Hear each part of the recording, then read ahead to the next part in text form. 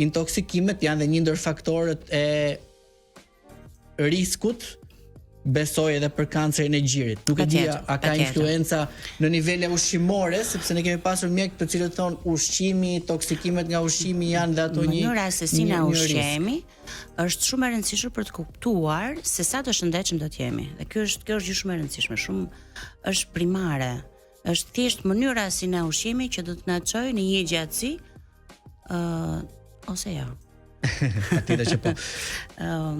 Sepse fatkeqësisht ushqimet janë ato që shkaktojnë atë inflamacion kronik. Dhe një organizëm që është në një inflamacion kronik është një organizëm që gjithmonë në luftë.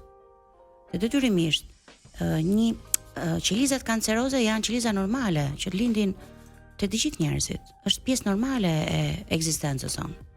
Do të thënë nuk duhen parë si diçka që nuk duhet të ndodhin. Duhet të ndodhin qelizat kanceroze.